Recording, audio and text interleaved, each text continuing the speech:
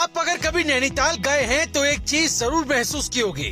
नैनी झील की ठंडक, उसकी खूबसूरती और उसके किनारे बसी वो जिंदा दिल रौनक। लेकिन आज हम जो बात करने जा रहे हैं वो इस झील की वो कहानी है जो सतह से नहीं अंदर से सड़ रही है। जी हाँ, झील के नीचे बसा है प्लास्टिक का एक ऐसा जहरीला संसार जो न केवल झील को खत्म कर रहा है बल्कि हमारे स्वास्थ्य के लिए भी एक बड़ा खतरा बन चुका है। एल्सवियर नाम की इंटरनेशनल रिसर्च जर्नल में हाल ही में छपी एक रिपोर्ट ने सबको चौंका दिया। ये रिपोर्ट कहती है कि नैनी झील अब प्लास्टिक से भरी एक खतरनाक लैब में बदल चुकी है। और ये प्लास्टिक कोई बड़ा बोतल या कचरा नहीं, ये है सूक्ष्म प्लास्टिक यानी माइक्रो प्लास्टिक, जो आंखों से नहीं दिखता लेकिन शरीर के अंदर जाकर बड़ा नुकसान करता है। फरवरी 2023 में इस रिसर्च के लिए वैज्ञानिकों ने झील के 16 अलग अलग हिस्सों से पानी और तलछट के सैंपल लिए और नतीजे होश उड़ाने वाले थे। पानी के हर लीटर में 2.4 से लेकर 88 तक माइक्रोप्लास्टिक के कण मिले। तलछट यानी झील के फर्श में तो हाल और भी बुरा निकला। हर ग्राम मिट्टी में 0.4 से लेकर 10.6 तक सूक्ष्म प्लास्टिक के टुकड़े मौजूद थे। अब सोचिए, आप उस पानी के आसपास घूम रहे हैं, बोटिंग कर रहे हैं, कई लोग तो मछलियों को दाना भी डालते हैं, लेकिन इस पूरे माहौल में वो प्लास्टिक भी तैर रहा है जो न दिखता है न महसूस होता है, लेकिन शरीर के अंदर जाकर बीमारियां देता है।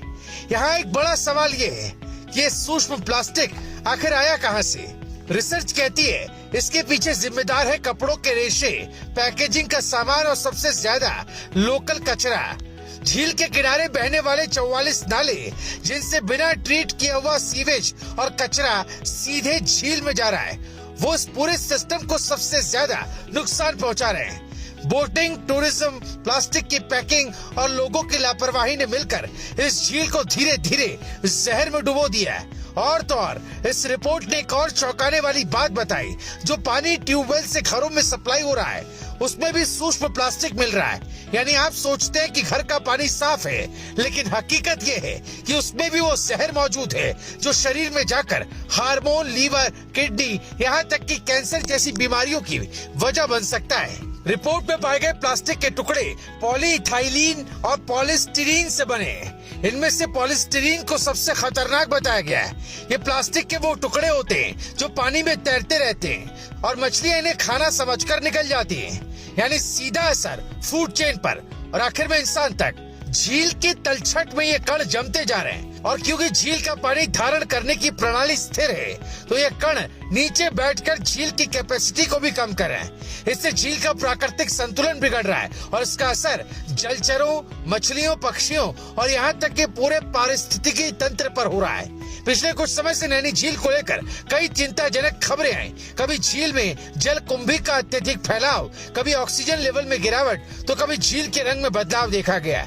लेकिन माइक्रोप्लास्टिक का ये नया खतरा कहीं ज्यादा गंभीर है क्योंकि ये साफ दिखता नहीं और असर देर से करता है, लेकिन तब तक बहुत कुछ बर्बाद कर चुका होता है। तो सवाल ये है कि क्या हम इस खतरे को गंभीरता से लेंगे? क्या झील के किनारे ठोस कचरा फेंकना बंद करेंगे? क्या नगर पालिका और प्रशासन मिलकर हर नाले में फिल्टर सिस्टम लगाएंगे? क्या पर्यटकों को सिंगल यूज प्लास्टिक से रोकने के लिए सख्ती की जाएगी? रिसर्च टीम ने साफ कहा है कि अब और देर नहीं की जा सकती। झील को बचाना है तो फिल्टर वाले छोटे वाटर ट्रीटमेंट प्लांट लगाने होंगे, नालों से सीधे गिरते गंदे पानी को रोकना होगा और सबसे बड़ी बात, लोगों की सोच और व्यवहार बदलना होगा। सरकार को चाहिए कि वो झील क्षेत्र में एक प्रभावी वेस्ट मैनेजमेंट सिस्टम बनाए और लोगों को साफ तौर पर समझाए कि अगर झील बची तभी नैनीताल की रौनक बचेगी। नैनी झील सिर्फ एक जलाशय नहीं है, ये इतिहास है, प्रकृति है, पहचान है। इसने न जाने कितनी कहानियां सुनी है, प्रेम, श्रद्धा, उम्मीद और जिंदगी की। लेकिन अब ये झील खुद पुकार रही है, बचा लो मुझे, क्योंकि अगर अब भी नहीं चेते तो शायद अगली पीढ़ियां नैनीताल आएंगी, लेकिन एक सूखी जहर भरी झील के किनारे सिर्फ तस्वीरें देखकर लौट जाएंगी। तो अगली बार जब आप नैनी झील जाएं तो बस एक काम जरूर करें, एक भी प्लास्टिक का टुकड़ा झील में ना फेंकें। हो सके तो किसी और का गिराया हुआ उठा लें। एक छोटा कदम कई जिंदगियों को बचा सकता है।